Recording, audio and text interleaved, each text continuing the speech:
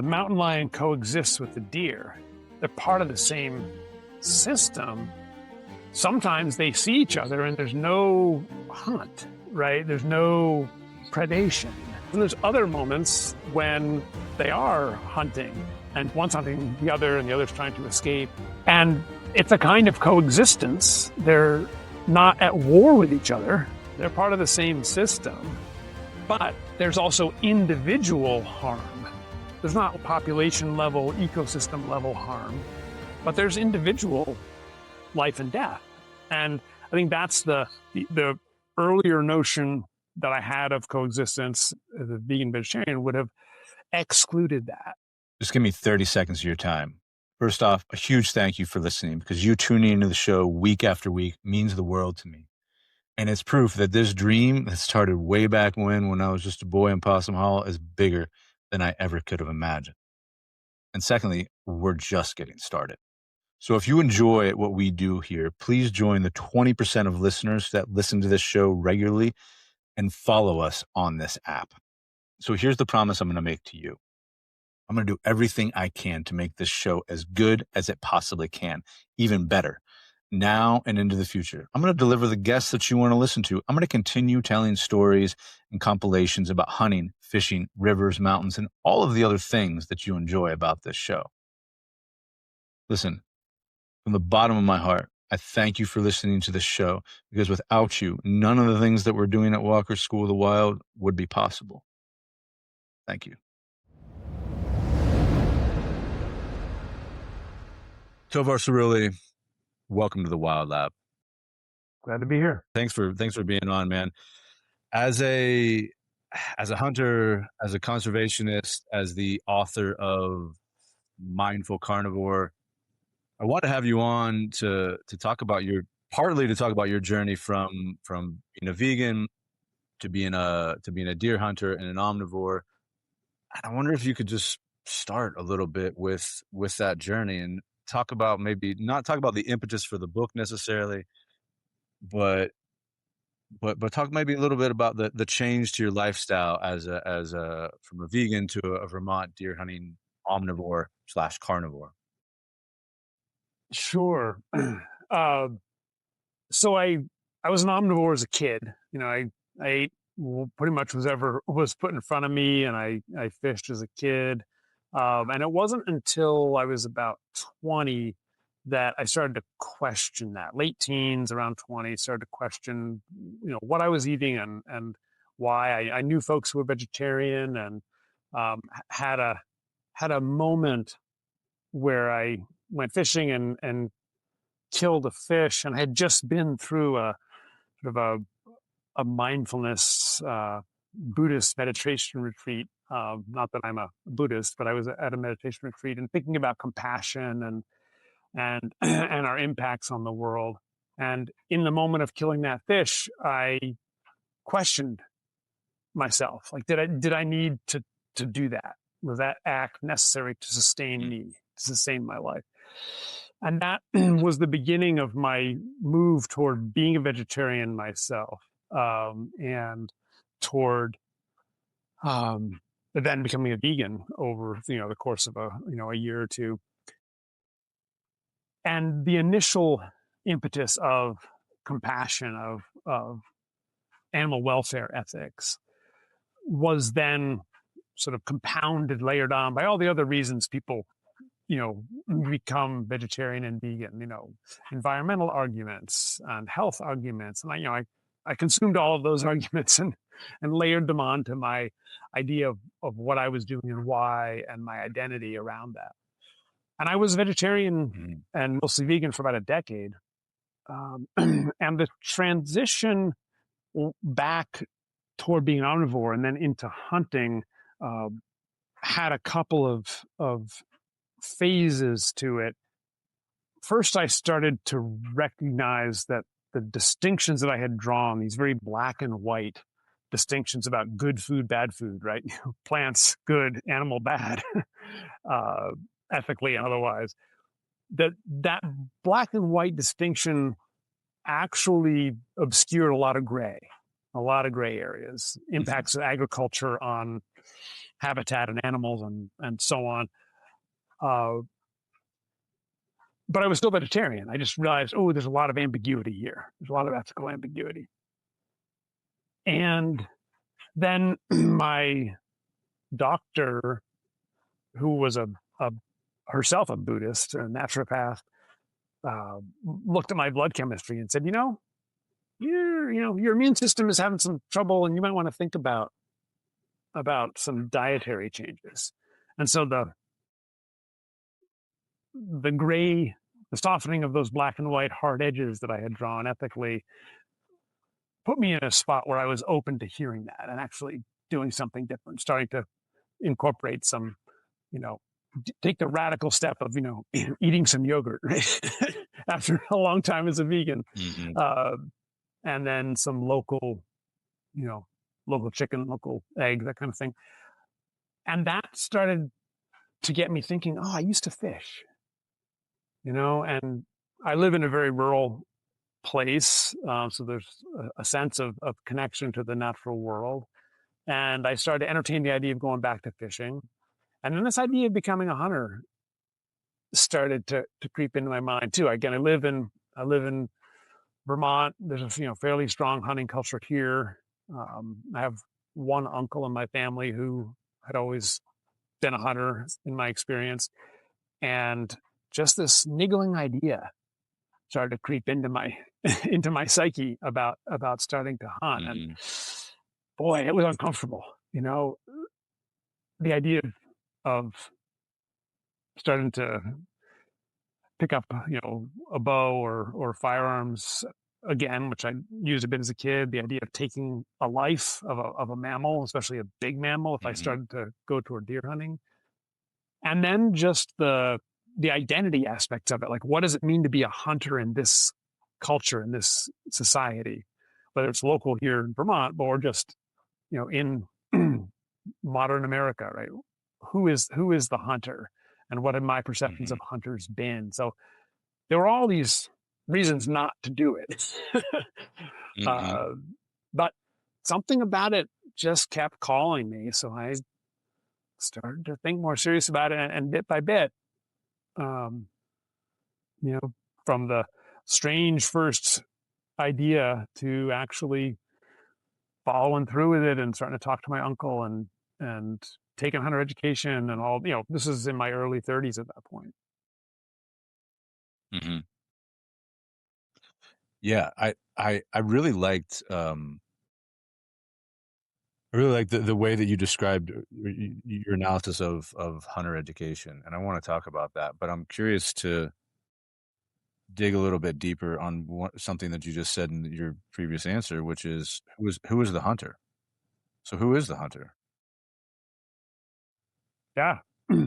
I mean, as you'll recall from my book, it's one of those things that I, dive into, sort of the cultural history of hunting in North America, from indigenous hunters and the ideas that European colonists brought with them about hunting. And the hunter is a weird character in American, even European American history and psychology, religiously, and in terms of access to nature and who was allowed to hunt in Europe and who's allowed to hunt here. And then you get into sort of the ideas around, particularly religious ideas from early America, which I don't think we've entirely shaken. Sort of relationship to the animal world and quote unquote savagery, which also has all kinds of racist overtones to it, imposed on indigenous hunters. And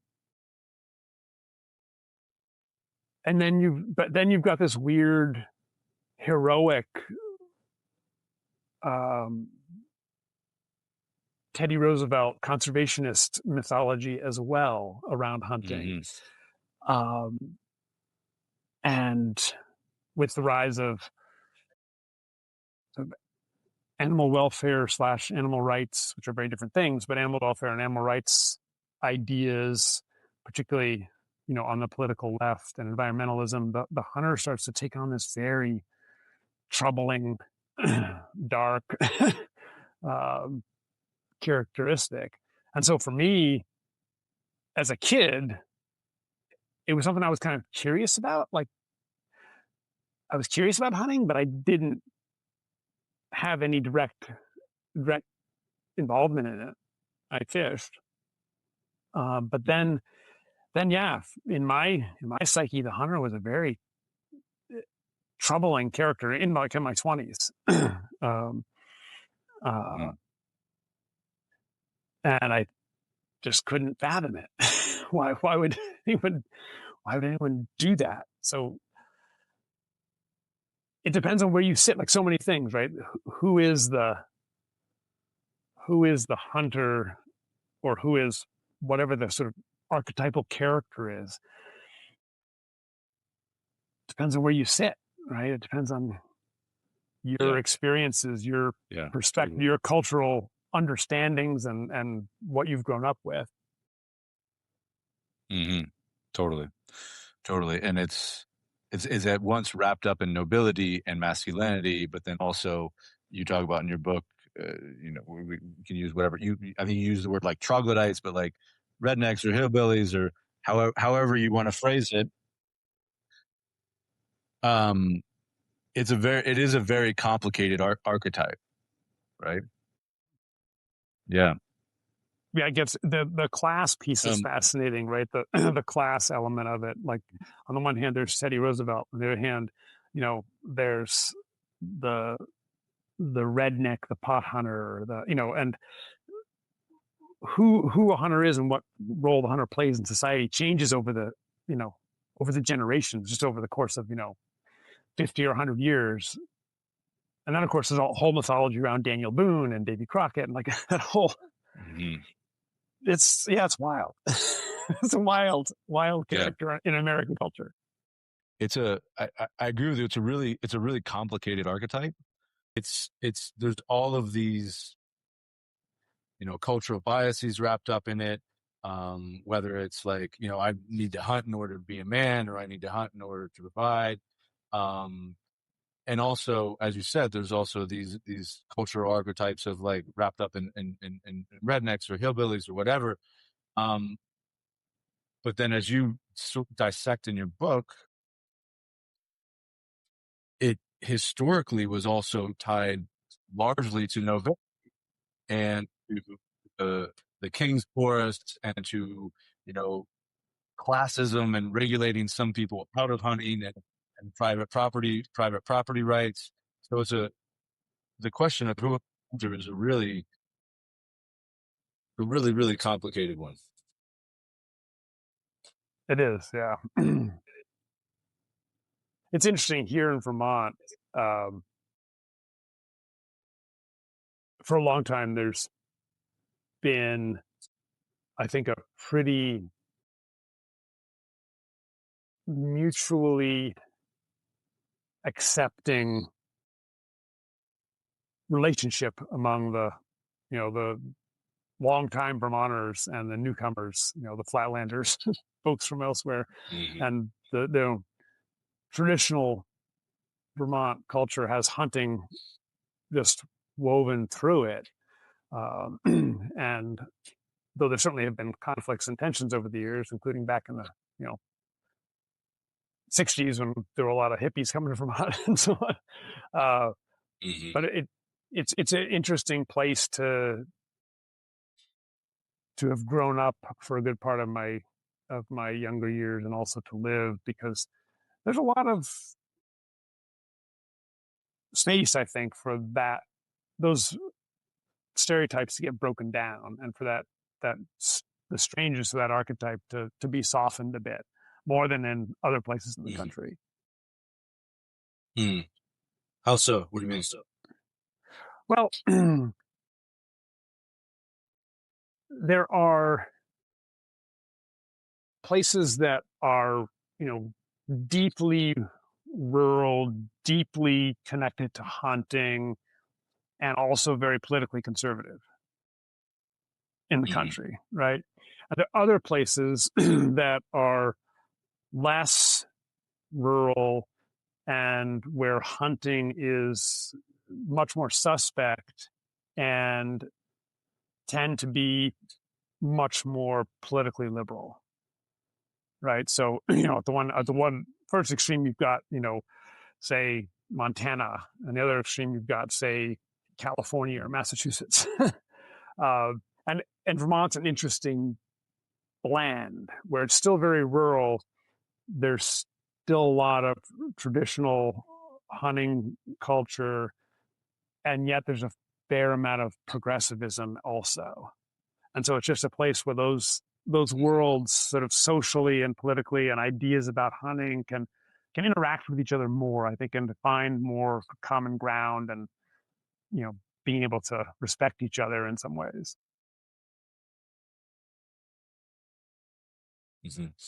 Yeah, and so one of the things,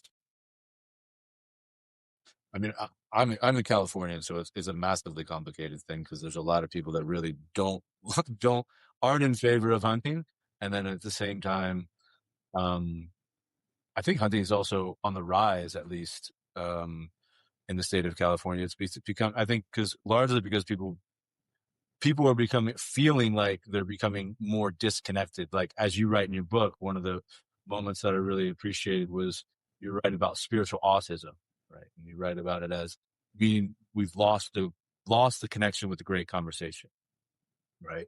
And I feel like a lot of people, at least in my circles, or maybe it's just the people that I surround myself with, but are feeling the pull of that, or feeling that spiritual autism.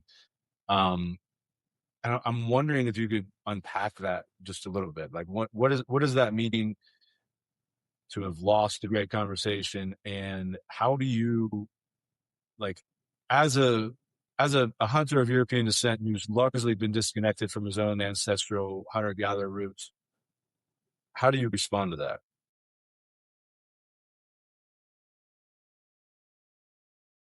Yeah, that's a big question, and I think Yeah.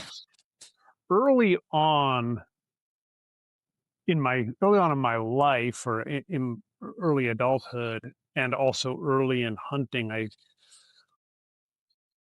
wanted, I think, to find a way, or almost find a predefined path, someone to show me how do I get back to a connection with the natural world that feels deeper and more um, more insightful, more relational, rather than natural world as natural resources solely, um, or as environment, right? As as something we move through but aren't really part of. And whether that was trying to find that in my own, as you say, sort of fractured, severed cultural history, or in someone else's, cultural tradition. And I never really found that in a predefined way that felt authentic for me to connect to. And so it's been something that I guess I've found in smaller, more situationally specific ways. Like, oh, my uncle made a sheath for an old hunting knife he had and gave it to me. And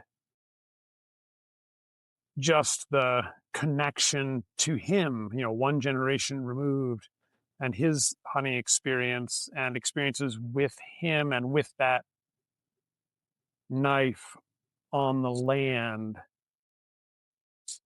and the simple act and powerful act of taking an animal like a deer from the local landscape and Mm-hmm. going through the process of butchering it and dealing with all the conflicting emotions that were there, especially early on. Just those quote unquote small things for me have been pivotal in helping to give me a sense of being part of and having Mm-hmm. a relational um, a relational view, I guess, of place, of other living creatures and beings on the landscape. I don't have a sort of a grand cosmology of it for Mm-hmm. myself, but I find those moments and those specific interactions really um, meaningful and connective. And I think that that's what keeps bringing me back to continuing, to hunt year after year. Now it's been, over 20 years I've been hunting, and Mm-hmm. I think that's where the meaning lies in it for me. Mm-hmm. Is it in those moments of connection, whether you're butchering or I don't want to put words in your mouth of what I'm hearing. Are you saying that in those moments of like sacredness that happen in the Mhm. hunt? Yeah, and I mean it can be just seeing an animal, right, or seeing even Mm-hmm. sign of an animal, or it's not even the animal you're hunting, but you hear something and a bobcat goes by you. It's just that sense of being in it, being immersed in the experience. Certainly has, again, I don't have a sort of overtly spiritual or religious language that I use around it, but arguably it's has the quality of the sacred. Mm-hmm. Yeah. And I think, I see, from my perspective, I think no matter who you are, like nobility, Theodore Roosevelt, masculine, S for masculine hunter, or um, what some people might call like a redneck hunter, of which I identify with often as well, because that's where I grew up, that's where I came from.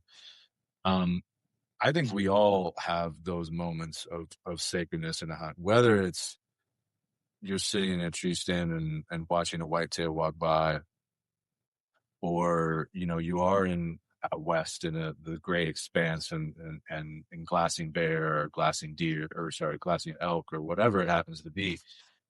I think you write in your book, and I think it's interesting, like you write in your book against um the philosopher Gasset, right, who really grounds his philosophy in this nobility perspective of hunting. And he had that famous line, right? One does not um, hunt in order to kill, but one kills in order to have hunted, right? Which you do a really good job of analyzing and dissecting. And there's a lot of moments in your critique of it that I totally agree with it. And then there's other moments where I think about it and I'm like, well, it is, yes, I hunt to I kill things so that I have food and so that I can, provide and all of those things. And that's absolutely true. And it's also for me, like those smaller moments that you're pointing to, that where I'm stalking a deer or stalking a bear, or where I'm really just immersed within the ecosystem and immersed within the landscape. And that's why I do it, you know? And it's those, you can use the word sacred, you can use the word relational. I mean, even coexistence. I mean, there's a lot of words that can work in that to describe that. But for me, that's why I hunt, you know? Mhm, mhm. Yeah, absolutely. The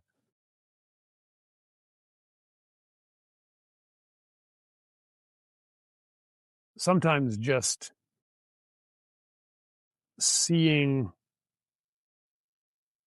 a fresh track, right? You see a fresh deer track in the Hmm. snow, and it's like, that happened in the past hour. Just that sense of close proximity to, even if you don't see the animal, right? But the full engagement. I had a experience this past December. I'd had a really rough season and not had a lot of time to get out, and had made some mistakes, and I just was.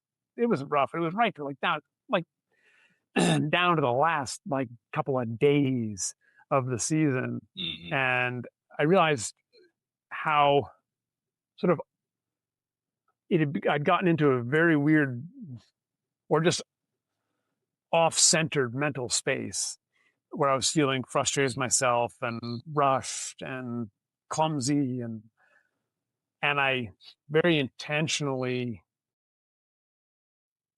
tried to imagine myself into like being a mountain lion, like being another kind of Hmm. predator, just to get out of my own human, messed up human head. Uh, Hmm. and it changed how I moved. It changed how patient I Hmm. was. It Absolutely. changed how I watched and what I paid attention to. And it got me back into, it got me back into being fully present in that hunt. And, that last morning I got a deer, right? When Hmm. I'd finally made that pivot away from all the mental gymnastics that were starting to mess with me. Right. Yeah. Yeah, and you were just in your body, and you were in the ecosystem a as a human, but imagining you're a lion or whatever, right? Yeah, Just absolutely. getting my feet on the ground and just paying attention and Yeah, just being there. yeah, and that's I mean, to me, that's the most powerful thing about it, and, I before I used the word coexistence, and I said you could use that word to describe what we're talking about, and I think in one sense you could. I think there's other words like embodiment or whatever, which get thrown around I don't necessarily want to use in this context, but coexistence is a word that you do use in your book a fair amount, and you talk about how, like in a lot of vegan and vegetarian circles, um, and by the way, I was a vegetarian for like 15 years, but I hunted as a kid, and then I quit hunting because I I didn't like killing things, and I didn't the uh, I'd stopped eating meat because fat forming is an awful thing. So I'm with you on all this. Um, but I'm curious, the word coexistence, it often gets thrown around and used heavily in vegan and vegetarian circles. And I'm curious from your perspective, looking back on that now, how does your definition of that word change? And do you see it differently now that you hunt?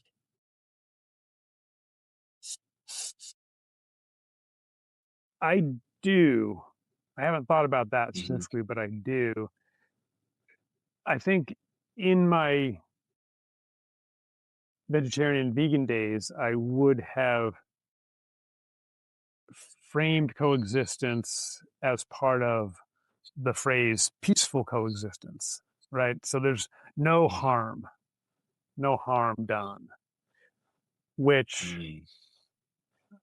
maybe makes sense in human terms. One coexists with one's neighbors, right?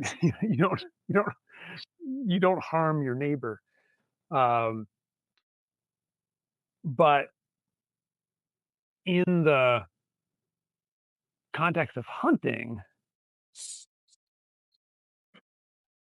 I think of it more, the mountain lion coexists with the deer, they're part of the same system. Sometimes they see each other and there's no hunt, right? There's no predation. And I've seen, and fascinating to see video footage of whether it's mountain lions or wolves or coyotes or, interacting with animals that they would sometimes prey upon, and they see one another, but there's no chase, and they kind of know what is and isn't happening at that moment. They both know.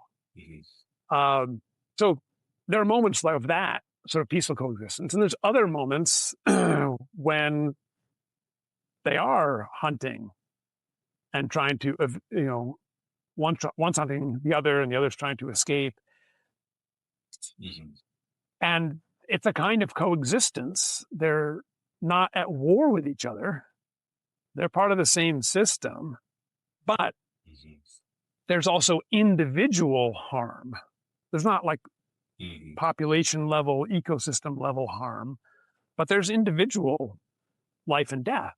And I think that's the earlier notion that I had of coexistence, as a vegan vegetarian, would have excluded that. Like life and death and mortality and those are excluded from that. But then in a more holistic sort of ecological sense of coexistence, no, that's just, that is part of that dance of life. And sometimes, very, what we, from our human-centric view of things, at least some of us, some of the time, would say, "Ooh, that's unpleasant," or "That's that's bad. That's bad." But it's also part of what ecological coexistence is like. I mean, from insects on up, right? Yeah. So, I mean, what I'm hearing in that, you didn't use this word, but what I'm hearing in that is that, like, you went from peaceful coexistence, meaning that there's no harm done, to coexistence, which includes death, right? Because every day in ecosystems, like, life eats life every single day. And and death is a part of coexistence.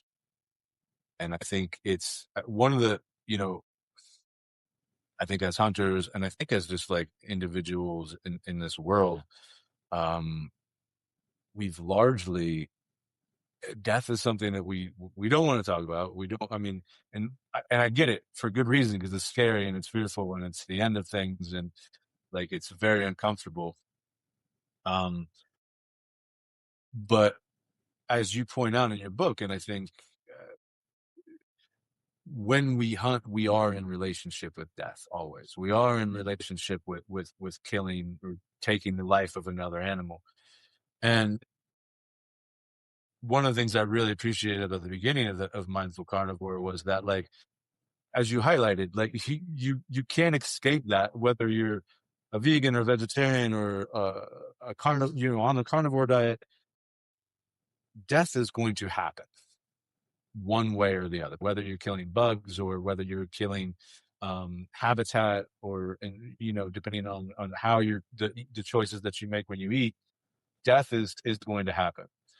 And so I'm curious how, if you could talk a little bit more specifically, how hunting changed your relationship with death, and maybe follow up, twofold, but like, how do you, or why do you think it's important to have a meaningful relationship with death, more like an individual or even societal level? Wow, a lot to unpack there. So first, I'll say that the awareness and acceptance of death and the inevitability of mortality, one's own or all creatures, is one thing. Choosing to be the instrument, the one who inflicts death, is a different thing. You can choose, you can accept the one and not choose to do the other, right? be aware of the one and say, I'm not the one that's going to go do that. But then if you do make the choice, whether you grow up with it or come to it later in life, you do make the choice to be, quote, the instrument of death. I mean, to take a life, even to sustain your own life, to hunt. That is, I mean, it's a powerful thing, especially when it's a mammal, because they're so similar to us. I think. I mean, it's not just because we have like modern Disneyfied ideas about Bambi, or over-identify with mammals and under-identify with fish and plants. I mean, as I understand it, it's true pretty universally across cultures that, how human beings think about, understand fish is different than how they understand and think about and relate to mammals. It's just very, very different, let alone plants. And birds are somewhere, ambiguously in the middle between fish and mammals, I think. But the experience of taking the life of a mammal, and particularly a large mammal, one that's basically as big as you are, if not bigger. For me, having not grown up in it, I think those people who grow up with it, around it, integrate that in some way, whatever way that is, in some way very young. But to come to it as an adult, for me at least, was psychologically kind of shocking. And not in the sense of surprising, but just in terms of emotional, psychological, spiritual shock of the actual moment and encountering. Even though I've been planning and trying to do this for years, but when you finally succeed, it's like, oh my God, what have I done? And that experience of being the taker of life, participating as a predator, playing that role,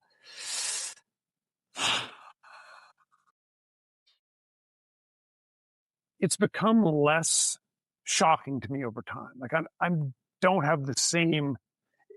Like the first time was really, really intensely shocking. The second time was a little bit less shocking. The third time was a little bit less shocking. I don't think that I've become callous toward it or hardened toward it. It's not that. It's just that it isn't as disorienting as it was. I think my psyche has integrated both the reality of death and the experience of being a taker of life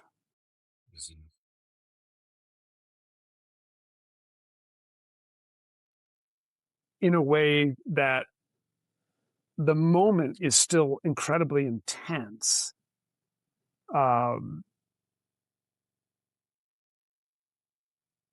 But I think, to your question of like, how has it changed my relationship with death? I think it's integrated death into my psyche as opposed to sort of excluding it. Well, it was, understanding that death is inevitable is an intellectual thing, and I'm sure it still is to some extent, especially when it comes to my own, right? But it's the reality of it in the world and as part of my life has just become it's come closer to me. Like it's more integrated into who I am and how I understand and experience the world. And it's also very different from suffering, right? That Totally. like death and suffering are two completely different things. They're not the same. Yeah. Not the same. Not the same at all. And we can talk about that some more. But your follow-on question was about the importance of it. Your sort of Well, part yeah. two. Well, if you don't mind, I know I did. Yeah, I'm the one that asked the two-part question. yeah.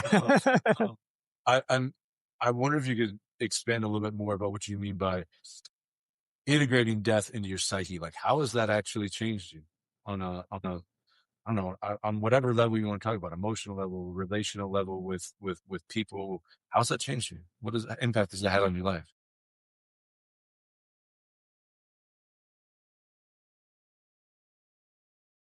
um,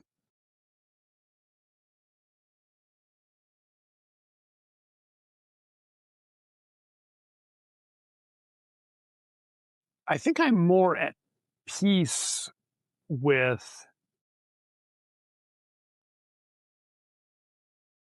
I guess I'm more at peace with the world. I guess I'm more at peace with my own place in the world, and Mhm. less resistant or less fearful. I think I Mm. part of my being a vegetarian and vegan was I wanted to have no impact, right? It was like the do no harm principle. And I still Mhm. don't want to do harm to the planet. I don't want to do harm to other human beings. I don't want to randomly do Sure. harm to other animals. I don't want to cause suffering or unnecessary death or anything. But the inevitability, as you said, well, life and death are constant in every ecosystem, and life and Mhm. death is linked to us regardless of what our diet is, and there's some impact and some death. And I guess I'm more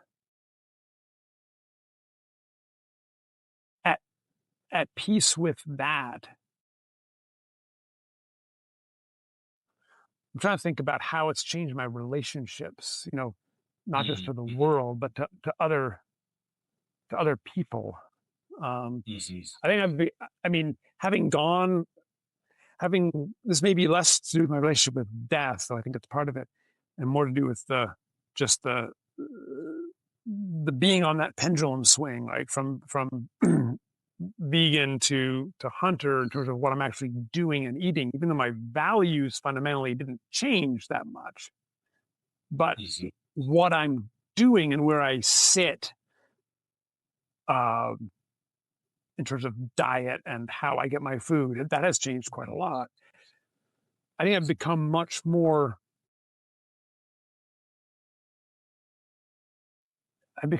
accepting of people all along that spectrum, right? All in that Mhm. continuum.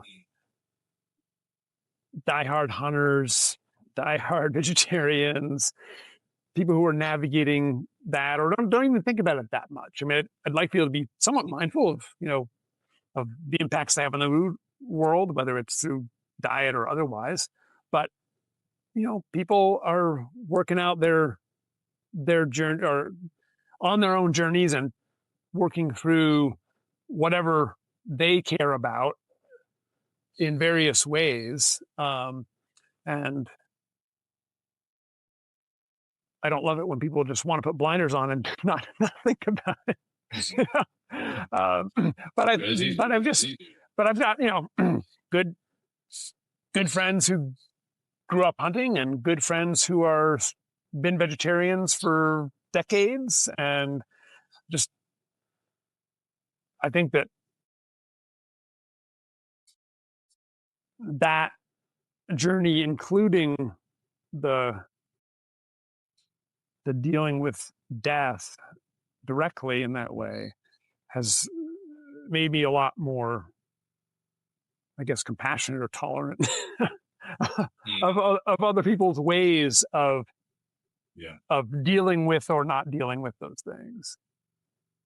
Yeah. Yeah. No, I would. I would agree with you from my own perspective as well. I think you said has made you less fearful, which I can echo from my own personal perspective as well. And I think yeah, I don't want to get too far down the rabbit hole of death, but I do think it's such an important part of our lives that if it's not integrated, as you put it, right, then it is possible to live more in fear, right? And I like the way that you said it, that it has helped you have more compassion for people, no matter where they are along that integration of death path. It's helped you have more compassion for that. And I would agree with that. Like it's thinking about my parents who are aging and, and no one lives forever, and having a more integrated relationship with death allowed me to have more mature and relational conversations with them, talking about their own mortality, you know. And I think it's a strange thing to say that, like, taking the life of a bear or a deer has helped me relate to the loved ones in my own life. But I do think it's a very true statement, right? Based upon what you just said about, like, allowing me to have more compassion. And I mean, I think the second part of your question was going sort of bigger picture, as I recall. Yes. And we, as a society, we're all highly diverse individuals and highly diverse communities and cultures within the society, but in the very broad brush, the modern Western world has a completely dysfunctional and denial-ridden relationship with that. Totally. We just run away from it at all costs, and the medical profession is largely built around trying to, quote, defeat death, even though you can't. It's just a wild kind of relationship. Yeah. Yeah. Yeah. And so I want to be respectful of your time, but I also want to circle back to something I mentioned in the beginning, which relates to this question of death, which is the way that hunters are initiated into hunting, given the North American model of conservation, right? And I hadn't actually ever thought. Well, I thought a little bit about it, but not to the extent that you wrote about it in your book, which was really reflecting on the lack of initiation of hunters into the act of killing and actually hunting when it comes to hunter education in North America. And I mean, I think death is part and parcel related to that, which is why I see congruency between those two connections. I wonder if you could talk about some of the issues in the way in which you see that we initiate hunters into hunting in North America, and possibly ways it could be done better. Well, I mean, for a long time, it's largely been family driven, right? One learns from family members, sometimes friends of family members, but typically, from a father, an uncle, a mother, an aunt, and I know a lot of women hunters who have started either as kids or come to it as adults. Uh, but if you don't have, and I had an uncle who, thankfully, fortunately, I had an uncle that I could go to, and he became very much a mentor for me in that process, largely through email, right? but but we had some in-person time as well.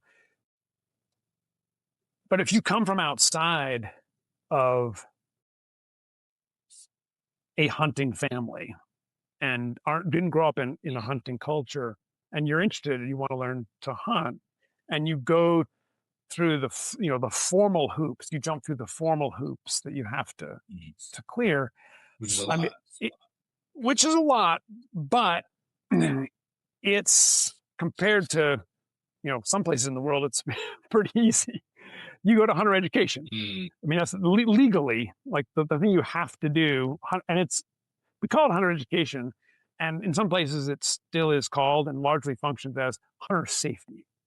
It's really how not to get hurt, how not to hurt someone else, right? There are other elements woven into it. There's, a bit on hunter ethics, and there's a bit on conservation, and there's, other pieces of the standard hunter education curriculum. But at its core, at its origins, it's hunter safety. It's how to prevent people from hurting or killing themselves or others, especially with a firearm. That's the kernel of it. And so that's the really important, but only a little slice of what you need to know to be effective, right? as a hunter, but to in your words, to be initiated into hunting, to learn like what does hunting mean, and how do you deal with it psychologically, especially if you didn't come into hunting through a hunting family. If you're coming to it, there's none of that infrastructure is there. And in traditional hunting cultures, there was a lot of ceremony and ritual and sort of psychological, spiritual infrastructure, right? And social infrastructure around hunting, particularly of big game, but also other species. And that's just not there. The education, let alone the sort of emotional, spiritual, social infrastructure and support. And it's interesting to see different people, to the second part of your question, like how could it be different? When I started, except for my relationship with my uncle, I kind of, I read some books, but like I didn't have much of anything. And to see what has emerged just in the past 20 years, it's pretty fascinating. Like, within state fish and wildlife agencies, the so-called R3, recruitment, retention, reactivation of hunter, like that movement. Sometimes it's just getting people interested, but there's a lot of infrastructure in some cases in some of these states, all these different kinds of classes, and trying to build, they call it, social support as part of that adoption model, learning to hunt. It's probably been undertended still, I would argue. It's not quite given its due, but people are very aware of it. And then all kinds of other models, individual people, setting up classes, offering courses, offering sort of mentorship relationships, and to see the diversity of offerings like that, where a lot of those other issues are being addressed. Like there's deeper conversations about the meaning of it and the experiences of it. That emotional, spiritual, social infrastructure is much more central. And some of that stuff would probably be very difficult to impossible for a government agency to do, like a state fish and wildlife agency, to put together and really run that curriculum in a deep way. I think could be tricky for all kinds of reasons. Yeah, for sure. But it's fascinating to see, I mean, I gather you do some of that kind of mentorship, involved in some of that work, and all kinds of stuff has emerged that maybe it existed 20 plus years ago, but I wasn't aware of it. And it's been fascinating to watch it emerge, and, fairly organically, some of it volunteer, some of it paid, sort of private sector, small business model, some of it through nonprofit organizations or even state agencies. So I think there's a growing recognition, at least in some places, of the importance and need, especially for people who are coming to it as adults, coming to it in their 20s, 30s, 40s, or later. And there's just so many gaps in what human beings need as they make that kind of transition. And it's just fascinating to see different sorts of models popping up, different ways to bridge those gaps. Yeah, no, I agree with you, and you're right. It's a lot of why I'm doing what I'm doing, and so yeah. But I hadn't seen it from the hunter. It's really, like you said, it's really hunter safety. I mean, a lot of it is a lot of what it is, and I mean, I was taught to hunt by flawed men at first, and then I had some really, really strong hunter later in life. And I learned a great deal about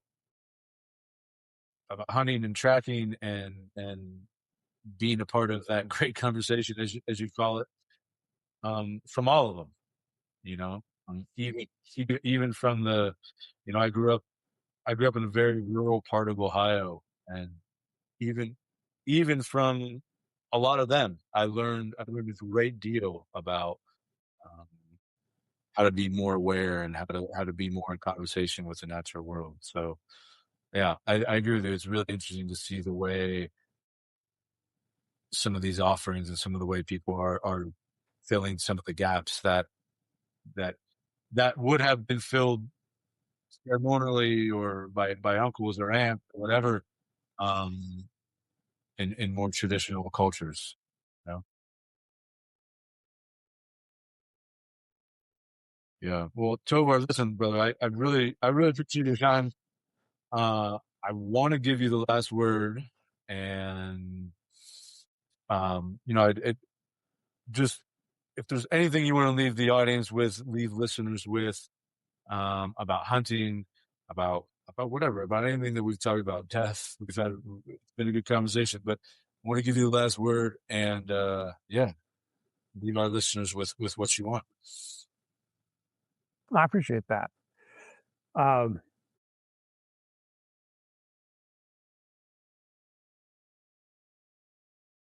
for me, right now,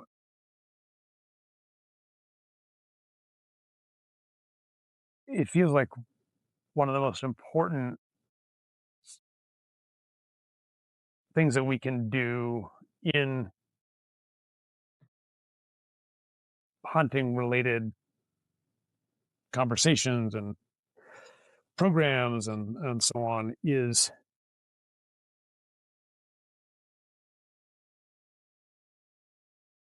to be really intentional and active in finding ways to make all of that more welcoming, more inclusive to people who haven't had the opportunity, right? Regardless of, gender, race, national origin, whatever, just to make the conservation world, the hunting world, the experience of the outdoors, whether it has to do with hunting or not, outdoor spaces, experiences of the natural world, that feels like just a really critical kind of move and direction, just to be actively including anyone who wants to be out there and to explore that side of themselves and that part of the world. Yeah, I agree. Thank you for that. I appreciate it. It's access is a huge issue, and not just to hunting, but to the natural world in general, I think. So couldn't agree more.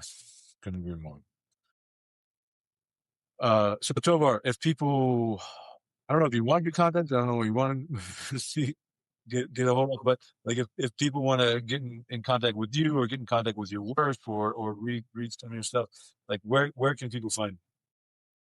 Yeah, so I mean, my website is simple. It's tovarcerulli.com. Got some of my recent essays posted there, info on my book. You can, if you want to find my book, you can find it anywhere you usually find books. Easy enough to get. But yeah, my website's an easy place to find the basics. All right. Well, thank you, brother. I really appreciate your time. And yeah, man, I hope you stay warm up there in Vermont, and summer or spring is right around the corner, man. Yeah, I know it will be. It will come. Snow's always gone by the end of April. Even though now we're out there looking like, well, I don't know. Yeah, pretty white out there now. Absolutely, man. All right, we'll talk with you later. All right, good to talk with you. If this conversation stirred something in you and you want to learn how to make better decisions and be a leader in your own life, then I urge you to check out our upcoming Primal Hunt this October, where you'll not only learn how to hunt bear in the Eastern Sierra of California, but you will be challenged to make better decisions and learn how to step into a leadership role in your own life. To learn about that offering and all the other offerings at Walker School in the Wild and ways you can connect with yourself and the land, check us out at www.stepintoyourwild or on all the socials at Step Into Your Wild. Remember, stay curious, stay connected, and stay wild.